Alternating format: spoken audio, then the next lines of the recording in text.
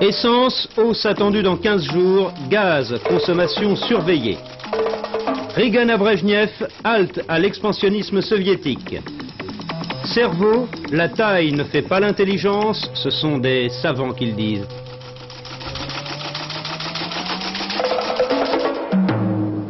Madame, monsieur, bonsoir. L'augmentation du prix de l'essence aura été, si vous me permettez ce jeu de mots, le fil conducteur de cette année 1980. Et l'année 80 ne démarre pas mieux, puisque les dernières hausses du prix du pétrole et la remontée du cours du dollar, qui sert à payer ce pétrole, va provoquer une nouvelle augmentation que l'on situe aux environs de 15 centimes le litre, peut-être dès la seconde semaine de janvier. Mais il n'y a pas que l'essence. Le fuel, par exemple, a augmenté de 50% cette année. Et plus important que le prix de l'essence même, se pose aujourd'hui le problème du chauffage. Quel est actuellement le meilleur moyen de se chauffer, le plus économique, le plus intéressant dans l'avenir? Une enquête d'Alain Doubesky et Gérard Dalmas. Sur 20 millions de logements, 2 tiers sont encore chauffés au fioul. Mais gaz et surtout courant avancent à grands pas, en particulier dans le neuf. Selon les spécialistes, pour les maisons individuelles, face au problème du bois, du charbon, du pétrole et bientôt du gaz, il n'y a même plus le choix, c'est l'électricité malgré le prix. Il ne reste, à mon avis, que 2 solutions, la pompe à chaleur ou le chauffage électrique intégré. La pompe à chaleur a pour avantage un coût de consommation faible, mais un désavantage, le coût d'investissement. Le chauffage électrique intégré renverse le problème, l'investissement est extrêmement bon marché et le coût de consommation plus élevé. Alors, le gaz dans toute cette affaire-là? Je pense que le problème du gaz va se rapprocher relativement vite du problème du pétrole.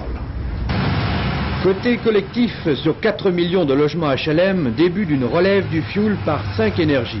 Charbon, déchets de bois, pompe à chaleur, géothermie, rejet d'eau chaude d'industrie et centrales, selon les ressources locales. Un dénominateur commun, isolation de plus en plus rigoureuse, surtout pour les 150 000 HLM construits chaque année depuis 1977. Nous avons banni le pétrole, le fioul domestique depuis déjà 2 ou 3 ans. Il y a donc plusieurs années que nous n'installons plus de chaufferie au fioul. C'est le gaz et l'électricité qui constituent la part la plus importante d'énergie de chauffage des logements neufs. Et bien sûr, il y a une part croissante, mais encore trop faible, d'utilisation d'énergies nouvelles, pompes à chaleur, solaire, mais nous en sommes encore, pour ces énergies, au stade expérimental. Le gaz représente une part importante puisque le coût de chauffage au gaz est actuellement entre 25 et 30% inférieur au coût du chauffage au fioul. Mais combien de temps cela va-t-il encore durer? Les prix, les marchés sont fluctuants, la bonne formule d'aujourd'hui peut être dépassée demain. L'Institut national de la consommation s'est penché sur ces problèmes. Les spécialistes avouent ne pas connaître la solution idéale, ils proposent seulement des éléments d'information. Le chauffage électrique, c'est le plus cher des chauffages. Malgré tout, il plaît. Ses avantages sont nombreux: propreté, souplesse, absence de stockage. Pourtant, il faut savoir que l'énergie électrique livrée ne représente que 30 à 35% de l'énergie consommée par la centrale. Il y a donc gâchis. Le chauffage au gaz est pour l'instant le moins onéreux, à condition que l'installation soit amortie sur une longue période, 15 années environ. Un point faible, le raccordement d'une maison isolée peut coûter très cher. Le fioul, son coût est encore intéressant par rapport à d'autres formules, mais les travaux d'installation coûtent cher. De plus, le fioul exige l'utilisation d'autres sources d'énergie pour les petits usages domestiques et la cuisine par exemple. Le propane, pas de remarque particulière, moins cher que l'électricité, plus cher que le gaz. Le coût de l'installation est beaucoup moins élevé que pour le fioul. La solution idéale dépend d'autres facteurs encore, du climat et de l'altitude où sera construite la maison. De plus, les tarifs du fioul, du propane, du gaz de ville, de l'électricité varient d'une région à l'autre. Établir un classement n'est pas simple. Aujourd'hui, le gaz serait le moins cher, suivi de près par le fioul. Mais le prix du gaz doit augmenter le 5 janvier prochain. Qu'en sera-t-il alors? On ne sait pas. Loin derrière, nettement plus cher, le propane et en dernier, l'électricité. Un petit espoir de répit dans les augmentations de pétrole. Le ministre du pétrole du Koweït, qui affirme qu'il n'y aura pas d'augmentation du pétrole avant le mois de mai. On veut bien le croire, mais déjà d'autres États sont en train, en ce moment même, d'augmenter leur pétrole. Il n'empêche que pour la France, les économies de pétrole restent le principal objectif, auquel le gouvernement ajoute maintenant le ralentissement de la consommation de gaz, qui lui aussi nous vient en grande partie de l'étranger, les gisements français étant en voie d'extinction. Philippe Sassier. Et oui, la majeure partie de l'énergie utilisée par les Français a toujours la couleur noire. Elle vient toujours du pétrole qui représente plus de la moitié de notre consommation. Ensuite, on trouve le charbon, près d'un cinquième de cette consommation. Et en troisième position, le gaz avec plus de 12%. La politique énergétique de la France peut se résumer dans ces trois grands axes. D'abord, chasser le gaspillage, c'est-à-dire diminuer notre dépendance à l'égard du pétrole. Ensuite, développer nos ressources nationales, il s'agit du nucléaire et des énergies nouvelles. Et enfin, développer l'utilisation du charbon et du gaz. Mais voilà, il ne faut pas se trouver prisonnier du gaz comme nous le sommes et nous l'avons été du pétrole. Actuellement, un tiers du gaz qui fait tourner les usines et bouillir les marmites sort de notre sous-sol. Et au total, 80% du gaz utilisé en France est européen. Le reste nous vient d'Algérie et d'Union soviétique. La part du gaz soviétique dans notre consommation va augmenter fortement dans les années qui viennent. La multiplication des chaudières à gaz par les industriels ou bien des cuisinières toujours à gaz par les ménagères nous rendrait trop dépendants de nos fournisseurs et en prix et en quantité. C'est pourquoi le gouvernement demande à Gaz de France d'être prudent et de ne pas trop augmenter le nombre de ses clients. En fermant, ou plutôt en resserrant un petit peu le robinet du gaz, les pouvoirs publics vont bien sûr favoriser le retour au seau à charbon et puis aussi accélérer l'utilisation de l'électricité nucléaire. La France a lancé le plus ambitieux programme nucléaire au monde. Et actuellement, EDF propose probablement davantage de kilowattheures qu'elle ne le faisait au moment du fameux et si décrié tout électrique. Mais après tout, le kilowattheure avec l'atome devient de plus en plus bleu-blanc-rouge, c'est-à-dire made in France, et c'est une façon de conjuguer le proverbe selon lequel, quand on n'a pas de pétrole, eh bien, il faut avoir des idées. Voilà, puisque j'en suis toujours au chapitre des augmentations, dernière mauvaise nouvelle, la compagnie Air Inter annonce une augmentation de 8% en moyenne de ses tarifs, et cela à partir du 1er janvier prochain. Les obsèques des 5 CRS tués dimanche dans le massif de Loisan ont eu lieu cet après-midi à Grenoble, en présence du ministre de l'Intérieur, M. Christian Bonnet. Ces obsèques ont eu lieu dans une atmosphère tendue. Le ministre de l'Intérieur, M. Bonnet, qui assistait donc à la cérémonie, a été quelque peu pris à partie par les veuves des victimes, l'une d'elles bouleversée par ce drame. C'est écrié assez de cinéma, nous ne voulons pas de discours, qu'on les enterre en toute simplicité avec leur piolet. Après cette interpellation dramatique, M. Bonnet a évoqué dans son discours la mémoire des 5 disparus. Ils aimaient, a dit le ministre, la montagne, ils savaient résister au vertige des cimes, mais ils savaient aussi se mettre en péril leur propre sécurité pour assurer celle des autres. À l'étranger, M. Brejnev a adressé ses vœux au nouveau président des États-Unis, M. Ronald Reagan. M. Reagan lui a adressé les siens en formulant l'espoir que l'année 81 soit une année de paix pour tous. Voilà pour le protocole. Mais depuis 2 jours, M. Reagan multiplie les déclarations musclées à propos de l'Iran. Pas de rançon pour des barbares, a-t-il dit. Et puis aujourd'hui, une interview au magazine Time, dans laquelle il lance un avertissement aux soviétiques au cas où l'idée leur viendrait d'intervenir en Pologne. De Washington, notre correspondant. Bonne année, M. Brejnev, et que 1980 soit une année de paix pour tous. Mais, si vous dégainez, je tire. Désigné par l'hebdomadaire Time comme l'homme de l'année, M. Reagan ne jouera pas les John Wayne. Des commentateurs ce matin d'ailleurs le mettent en garde contre cette tentation. Mais il va appliquer la politique conservatrice qu'il a défendue pendant toute la campagne électorale. Libérons-nous du syndrome qui nous fait penser que l'URSS est un géant, dit le futur président. L'URSS n'est pas invulnérable, et si elle envahissait la Pologne, posez-vous la question de savoir si elle résisterait à une mise en quarantaine économique. Pour ce qui est du désarmement, j'y suis favorable, dit M. Reagan, mais peut-on négocier sans tenir compte que le partenaire avance dans le même temps ses pions en Afghanistan et en Afrique? Sur les droits de l'homme, il faut les défendre, mais rééquilibrer notre démarche et ne pas accabler des petites nations qui bien souvent sont nos amis, alors que les droits de l'homme ne sont respectés ni à Cuba ni à Moscou. L'interview de Time, moins qu'une révélation, est une confirmation. L'URSS devra faire des concessions avant d'en recevoir en retour des États-Unis. En cette période d'étrenne, et si la corbeille 80 doit être garnie de concessions, il est alors permis de reprendre la formule échangée entre M. Reagan et Brejnev. Je vous prie d'accepter mes vœux chaleureux à l'occasion de la nouvelle année. La Cour suprême de Pologne a ajourné sa décision aujourd'hui à propos de la demande d'enregistrement d'un nouveau syndicat Solidarité Rurale qui serait l'équivalent dans le secteur de l'agriculture de celui existant déjà dans l'industrie. Jean-Pierre Biondi.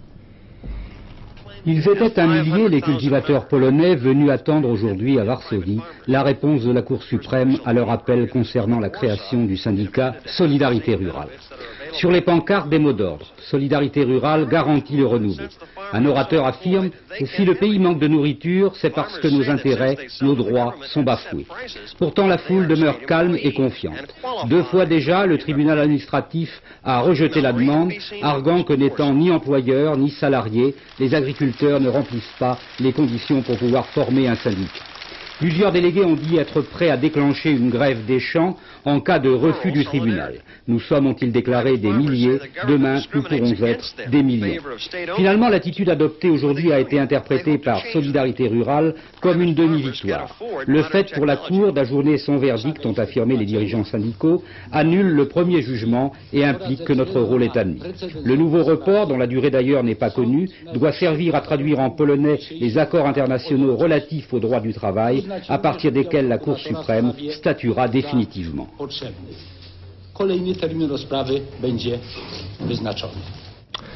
L'action menée hier par la police italienne pour mettre un terme à la mutinerie de la prison de Trani nous rappelle que les différentes manières de lutter contre le terrorisme restent le principal problème, le principal point de divergence entre les partis politiques italiens. De Rome, l'analyse de notre all'interno del penitenziario per far saltare alcuni cancelli che i detenuti rivoltosi avevano saldato con una saldatrice elettrica, usano cariche di ricostruire. Donc commencer le transfert en hélicoptère des prisonniers dits politiques qui se trouvaient dans le quartier de haute sécurité de la prison de l'Asinare en Sardaigne. Le gouvernement italien explique qu'il n'a pas cédé au chantage des Brigades Rouges puisque la fermeture de cette prison était prévue depuis déjà un certain temps. C'est vrai, mais il faut bien constater que le transfert des prisonniers a commencé à partir du moment où les Brigades Rouges l'ont demandé. Le gouvernement italien explique aussi qu'il n'a pas cédé aux Brigades Rouges puisque hier les carabiniers ont maté avec fermeté une révolte qui a éclaté dans la prison de Trani. Eh bien, malgré tout, cette fermeté à Trani ne fait absolument pas oublier la faiblesse à propos de la prison de l'Asinare. Et pour s'en convaincre, il suffit de lire les journaux ou d'entendre les déclarations des hommes politiques. Alors, première constatation, le président du Conseil, Arnaldo Forlani, est vivement contesté à l'intérieur même de son parti, la démocratie chrétienne.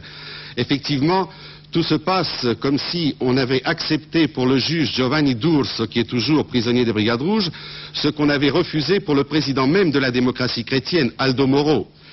Deuxième constatation, le Parti communiste italien apparaît dans cette affaire comme étant le seul parti politique en Italie qui ait véritablement le sens de l'État. Il refuse toute négociation avec les Brigades Rouges.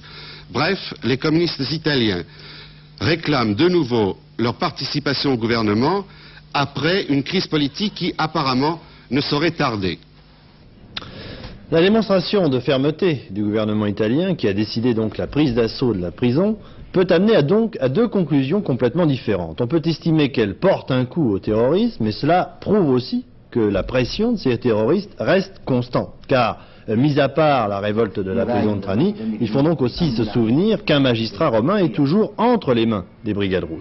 Sur ce problème de l'évolution du terrorisme italien, l'avis d'un expert. Pour M. Ferrarotti, interrogé par Bernard Rapp, le terrorisme devait fatalement ressurgir en Italie. En général, on fait toujours une confusion entre les espoirs et la réalité. La réalité est que le terrorisme italien n'est pas une combinaison à l'italien. C'est un phénomène très sérieux qui indique en effet à tout le monde des problèmes très graves de la société italienne. On ne peut pas penser que ce problème peut être liquidé, n'est-ce pas, dans une question de semaines, de mois ou même des années. Mais est-ce que la réapparition aujourd'hui du terrorisme ne veut pas dire que les Brigades Rouges se sont restructurées, ont trouvé de nouveaux leaders? Mais vous voyez, on pense toujours aux Brigades Rouges terroristes comme une armée, n'est-ce pas? Mais ce n'est pas ça, ce sont des réseaux locaux très capillaires qui peuvent se reproduire très facilement. Et c'est par là que on le voit partout, on ne sait pas où. Et c'est la leçon du terrorisme, pas seulement italien, mais sur l'échelle mondiale, c'est toujours la même chose. Alors le gouvernement italien a choisi la fermeté, notamment hier dans l'affaire de la prison de Trani qui a été prise d'assaut, mais est-ce que ce n'est pas un petit peu tard? Ah mais non, mais en effet, je crois que la question de Trani a été résolue de manière très positive, nous sommes très contents, un peu d'optimisme, mais il ne faut pas avoir de l'enthousiasme pour ça, c'est un succès très brillant par les carabiniers. Mais je pense que si rien ne fonctionne sauf les carabiniers, eh bien, je pense que la démocratie italienne est encore en danger. Monsieur Ferrarotti, vous avez l'air bien optimiste. Pourtant, dans le combat État-terroriste, pour l'instant, les terroristes ont l'avantage. Non, en effet, je pense qu'il y a le danger pour l'État italien, c'est-à-dire pour les institutions démocratiques italiennes, de faire face au terrorisme comme un contrepas presque légitimé. Il faudrait toujours rappeler que les terroristes, en effet, sont en Italie des criminels communs. Mais de l'autre côté, c'est une criminalité assez extraordinaire, c'est-à-dire c'est une criminalité qui nous fait surgir, qui rend visibles des problèmes de la société italienne qui en général ne sont pas vraiment considérés. Et c'est par là que je pense que le terrorisme peut être vraiment combattu, même abattu, vaincu, mais seulement si il y a des programmes de renouveau institutionnel à la moyenne et à la longue échéance, pas seulement des succès policiers. Un dirigeant de l'ETA militaire basque a été tué ce matin à Biarritz dans l'explosion de sa voiture piégée. Aujourd'hui encore, un grand quotidien espagnol lance une information selon laquelle le gouvernement de Madrid emploierait d'anciens membres de l'OAS pour lutter contre les terroristes basques. À 7h15 ce matin, José Martín Zagarria Zaldúa, réfugié politique espagnol, a sauté avec sa voiture alors qu'il allait la mettre en route. La Renault 12 était garée rue Lousteau à Biarritz. Elle a été littéralement pulvérisée, ainsi que son occupant, par une charge de très forte puissance. L'attentat n'a pas encore été revendiqué, mais il apparaît vraisemblable aux observateurs qu'on peut le mettre au compte d'une organisation de droite espagnole qui a pris pour regrettable habitude de venir régler ses comptes sur le territoire français. La fusillade du bar d'Hendaye, qui fit 2 victimes le 23 novembre, est encore dans toutes les mémoires. José Martín Zagarria Zaldúa avait 29 ans, né à Bilbao. Il était réfugié en Pays Basque français depuis 1975. Comme en fait foi une dépêche de Madrid, il était connu pour être un membre important de l'ETA militaire. On indique qu'en 1976 et en 1977, il aurait participé à plusieurs opérations de commando en territoire espagnol et que, depuis, il aurait été mis au repos en France. En France, où il semblait être un ouvrier comme les autres. C'est en partant ce matin à son travail à l'usine Socoa d'Hendaye qu'il a trouvé la mort. Pourtant, il se méfiait et, comme tous les matins, il avait inspecté sa voiture pour s'assurer qu'elle ne présentait rien d'anormal. Le gouvernement iranien est prêt à accepter un autre système de garantie que le versement d'une rançon pour la libération des otages américains. C'est ce qu'a annoncé aujourd'hui le porte-parole du gouvernement iranien. Cela dit, M. Carter ne croit pas à un règlement du problème avant son départ le 20 janvier prochain. Des policiers se seraient heurtés aux forces du gouvernement de M. Karmal en Afghanistan. C'est ce que rapporte une agence de presse indienne. Ces manifestations auraient eu lieu dans les rues de la capitale, Kaboul. Le dissident soviétique Andreï Sakharov demande, en exil dans son propre pays, à Gorky, demande à être jugé par un tribunal soviétique. M. Antoine Pinet, dont les avis sont toujours très attendus par la classe politique française, vient de prendre position en faveur de M. Giscard d'Estaing dans une interview accordée au journal Loire Matin. M. Antoine Pinet déclare « J'espère que M. Giscard d'Estaing sera candidat, sinon ce serait catastrophique ». Sur un point précis tout de même, l'ancien ministre des Finances du général de Gaulle critique la politique de M. Raymond Barre, qu'il estime trop axée sur le maintien du franc. Le président de la République, justement, M. Giscard d'Estaing, pour sa part, est rentré ce matin de son séjour en Guadeloupe et à la Martinique, alors qu'à Pointe-à-Pitre, aujourd'hui, le secrétaire général du patronat de la Guadeloupe a été l'objet d'une tentative d'assassinat. Dans la brève déclaration qu'il avait faite avant son départ pour Paris, M. Giscard d'Estaing avait simplement réaffirmé l'appartenance des 2 départements des Antilles à la France et rappelé aussi le nouvel effort qui avait été entrepris pour assurer le développement de ces 2 départements. En Belgique, 25% du marché automobile est occupé par les Japonais, ce qui pourrait remettre en cause les investissements de la régie Renault dans ce pays. C'est du moins ce que les dirigeants de la régie ont laissé entendre à leurs partenaires belges si rien n'était fait pour freiner les importations d'automobiles japonaises en Belgique. En Angleterre, par contre, c'est le sort de la société British Leyland qui est en jeu, avec la grève de 1200 ouvriers qui se prolonge, empêchant la fabrication de la nouvelle Mini que l'on considère comme la dernière bouée de sauvetage de la firme anglaise. La direction vient d'envoyer une lettre d'avertissement annonçant aux salariés de l'usine qu'ils seraient tous licenciés au cas où ils n'auraient pas repris le travail le 5 janvier prochain. Enfin, en France, Mme Brigitte Gros, sénateur des Yvelines, demande, elle, une session extraordinaire du Parlement pour examiner justement la situation de l'industrie automobile française. Cette nuit, la navette spatiale américaine a quitté son hangar d'assemblage pour gagner le pas de tir du Cap Canaveral en Floride. La voici sur son chariot de transport. Cette navette doit décoller comme une fusée, puis voler comme un satellite autour de la Terre avant de revenir se poser au Cap Canaveral comme un avion. Ce sera, si tout va bien, le premier véhicule spatial récupérable faisant l'aller-retour entre la Terre et l'espace. Le premier décollage est prévu pour le mois de mars, mais le départ pourrait bien être retardé d'au moins 2 mois. Risque de retard également pour la concurrente de cette navette américaine, la fusée européenne Ariane, qui a connu une année 80 plutôt catastrophique. Patrick Esther a mené une enquête pour tenter de percer le mystère qui entoure les essais actuels d'Ariane et la date surtout du prochain tir. Actuellement, la fusée Ariane L03 devrait se trouver dans des caisses chargées à bord d'un cargo à destination de Kourou en Guyane française, où se trouve la base de lancement. Eh bien, comme vous pouvez le constater sur ces images, il n'en est rien. Le premier étage d'Ariane L03 se trouve toujours ici, dans le grand hall d'assemblage de la SNIAS au Mureau. Plus grave encore, ce premier étage n'est toujours qu'une énorme citerne vide. Les 4 moteurs Viking qui devraient se trouver dans ces emplacements carrés n'y sont pas, et pour cause. Cette tôle qui retombe lentement, c'est tout ce qui reste d'Ariane. Ce jour-là, les techniciens craignaient une défaillance du 2e ou du 3e étage. Contre toute attente, c'est le premier étage qui explose. La fusée était retombée parce que l'un des moteurs avait été détruit du fait de la mise en place d'un système de vibration d'une ampleur intolérable.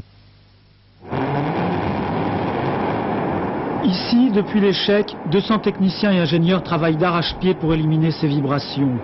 Chaque jour, un moteur est poussé à l'extrême limite de ses possibilités pour lui faire cracher son secret. Avant le premier tir d'Ariane, ces mêmes ingénieurs avaient procédé à 175 essais et tout paraissait normal. Cette fois, des normes plus strictes ont permis de découvrir 2 sources de vibrations au niveau des injecteurs, c'est-à-dire des chambres où se mélangent les carburants. Nous avons déjà guéri le défaut qui s'était révélé lors du 2e lancement, nous en sommes sûrs. Maintenant, l'ayant guéri, nous avons constaté qu'il y avait peut-être, je dis bien peut-être, un autre défaut qui pourrait nous gêner dans d'autres lancements. Et nous ne voulons pas tirer sans avoir complètement compris ce 2e phénomène et sans l'avoir également guéri. Enfin, ces modifications au niveau des injecteurs permettent en principe de prendre un rendez-vous pour Kourou en juin 81. Pour le lancement de L03, maintenant nous en sommes vraiment très convaincus. Pour qu'Ariane décolle au mois de juin, les essais au sol doivent être achevés pour le 15 janvier. Une vaste course contre la montre. Chaque mois de retard supplémentaire coûte 10 millions de francs. Bien qu'importante, cette somme reste pourtant minime par rapport au prix d'un lanceur, environ 200 millions. Actuellement, le retard est de 4 mois et la situation n'est pas catastrophique. En revanche, si ce retard devait se prolonger, il risquerait de décourager les clients du programme. Pour l'instant, Ariane fait l'objet de 13 achats fermes et de 11 options, la dernière en date, celle d'RTL qui veut posséder son propre satellite de télévision directe. C'est la preuve que les commanditaires continuent à faire confiance au programme spatial européen. Pourtant, bon nombre d'inconnus demeurent, les 2e et 3e étages n'ont été testés qu'une seule fois en vol. Régler les problèmes du premier étage est une chose, placer un satellite sur orbite en est une autre. Hier, M. Jean Farge, secrétaire d'État à la Santé, a annoncé sur cette antenne même que les dépenses de santé de la sécurité sociale avaient été réduites, qu'il y avait même un excédent. Réaction des syndicats CGT et CFDT qui qualifient ces propos, je cite, de manœuvre politique et de manipulation de chiffres. Pour les 2 syndicats, Les économies ont été faites, certes, mais sur le dos des salariés et des personnes âgées. Fin de citation. Le ministère de l'économie annonce l'émission prochaine d'un emprunt d'État de 10 milliards de francs au taux de 13,8%. Monsieur Georges Segui demande lui au Premier ministre dans une lettre la mise en liberté provisoire immédiate de 8 Corses incarcérés depuis bientôt un an à la suite de l'affaire dramatique de Bastelica. Les armes saisies par la douane à l'aéroport de Roissy sur un chauffeur de l'ambassade d'Angola ont été rendues aux autorités angolaises à la suite de l'intervention du ministère français des Affaires étrangères. C'est ce qu'affirme dans un communiqué la Fédération autonome des syndicats de police, le syndicat national autonome des policiers en civil et le syndicat de la magistrature qui s'élèvent tous trois contre ce qu'ils appellent la raison d'État qui s'impose une fois de plus à la justice et à la police.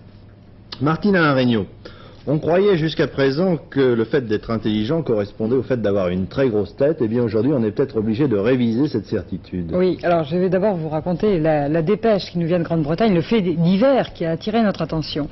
Un mathématicien britannique qui avait un grand renom et un quotient intellectuel très élevé depuis sa naissance, très brillant à l'école, avait une tête très volumineuse que ne pouvait expliquer la seule bosse des maths.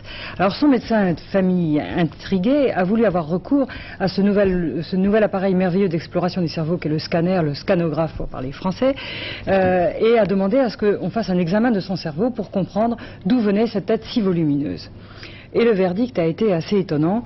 Le cortex cérébral, où on croit que normalement se tient le siège de la conscience et de l'intelligence, ne faisait que 1 mm au lieu des 4 cm habituels. 4 mm 4 cm. Habituel des hommes d'intelligence moyenne. Alors, si le siège de la conscience et de l'intelligence est si petit chez lui et que les maths sont si développées, est-ce que le cortex est bien le siège? On s'est demandé la question, mais pour un médecin, le diagnostic qui a été posé immédiatement, c'est ce mathématicien est tout simplement hydrocéphale. Les ventricules de son cerveau sont pleins de liquide céphalorachidien. Mais tout de même, c'est assez incroyable. Alors moi aussi, je croyais que c'était incroyable, je dois vous dire. Alors j'ai fait une petite enquête cet après-midi auprès de personnes qui s'occupent du scanographe et qui s'occupent de neuroradiologie, et ils m'ont dit que ce n'était pas la première fois, et que c'était rare, mais pas exceptionnel. Et les neuroradiologues, depuis qu'ils font des examens au scanner, découvrent qu'un certain nombre de personnes apparemment bien portantes peuvent avoir des problèmes. Alors je pense que nous allons voir maintenant un film qui vous montre durant 30 secondes cet appareil qui permet maintenant enfin de savoir ce qui se passe dans la boîte crânienne à l'aide d'un ordinateur et d'un appareil d'exploration du cerveau. Eh bien, depuis ce moment-là, on découvre qu'un certain nombre de personnes de renom ont dû avoir des accidents, des ventricules hypertrophiés et que leur cerveau contient trop de liquide et parfois de liquide en pression, ce qui est très gênant. Alors, lorsqu'on a vu tous ces résultats, j'ai demandé à avoir des diapositives pour vous montrer ce que j'avance. Alors, je vais vous montrer actuellement un cerveau avec la taille de ventricule dans le cerveau de taille normale. Vous les voyez ici. Bon. Sur la deuxième photo, je vous montre le cerveau d'un mathématicien français avec des ventricules hypertrophiés et un cortex justement assez rétréci. On ne donne pas de nom. Et dans une troisième photo, vous allez voir, on a mis une valve, le trait blanc que vous voyez en bas, et on a réussi à enlever l'hyperpression qui est dans le cerveau. Car quand il y a trop de liquide, les cellules nerveuses peuvent être abîmées et surtout, la matière cérébrale peut partir ailleurs et même parfois entraîner la mort. Alors, il y a deux sortes d'hydrocéphales, ceux qui ont une hyperpression, qui sont en danger de mort, qui sont souvent très malades, y compris de maladies mentales, et puis il y a les autres, comme ce mathématicien qui a l'air de très bien se porter. Alors, on se pose deux questions, arrive à ce moment-là. Premièrement, faut-il les opérer, leur mettre cette valve qui a l'air de sauver certains, mais eux vont bien, et que se passerait-il si on enlevait ce fameux liquide alors que leur boîte crânienne est très grosse? Et le deuxième point qui reste tout à fait réel, où se trouve le siège de l'intelligence et de la conscience, le scanographe apportera peut-être la réponse, mais pour l'instant, nous ne l'avons toujours pas, moins que jamais, je dirais. Bien, moi, je retiendrai surtout que ça ne sert à rien d'avoir une grosse tête, c'est valable pour un certain nombre de nos confrères, et puis dans d'autres domaines. Bien sûr, pas pour nous. Bien sûr. Première ce soir à Paris de Notre Faust au Théâtre des Champs-Élysées, spectacle proposé par les ballets du XXe siècle de Maurice Béjart, un reportage d'Hervé Clos. Faust, c'est le mythe éternel de l'homme qui a acquis l'expérience et qui veut conquérir en plus la jeunesse, et cela au prix de son âme, qu'il vend au diable. Pour créer ce ballet, il y a 4 ans à Bruxelles, Béjart s'est inspiré directement de l'œuvre de Goethe. Il en a fait un drame, celui de l'homme seul confronté aux puissances du mal. Pour représenter le mal, il a choisi d'inverser tous les symboles. Par exemple, une messe de Bach, support principal du ballet, devient l'illustration d'une messe noire, d'une liturgie païenne. Et d'une manière volontairement sacrilège, le chorégraphe y a mélangé des tangos argentins. Pourquoi une messe? Parce que Faust est aussi un drame religieux. Et c'est une des grands drames religieux de notre civilisation. Et parce que Goethe a été un des premiers à connaître et apprécier Bach. Bach était très longtemps inconnu en dehors de quelques églises où il jouait. Et Goethe a profondément aimé et senti Bach et surtout cette messe-là. Et puis le tango argentin, c'est un peu le ricanement de Méphisto qui intervient dans la messe, qui la trouble et la détruit.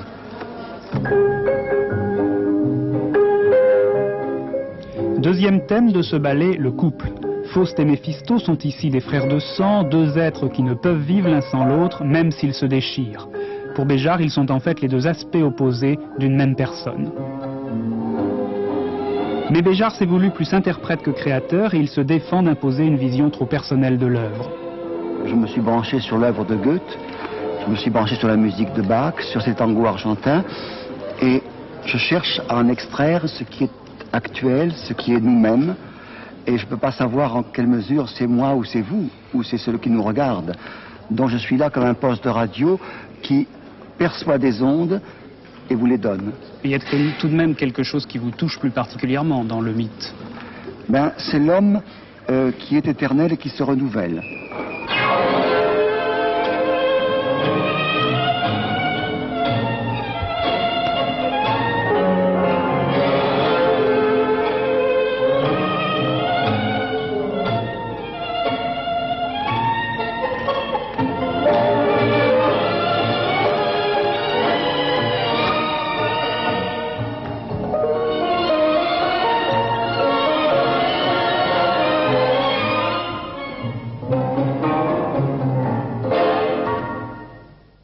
Pour terminer, la météo, Laurent Broumède pour la deuxième soirée consécutive avec nous, juste avant les fêtes du jour de l'an.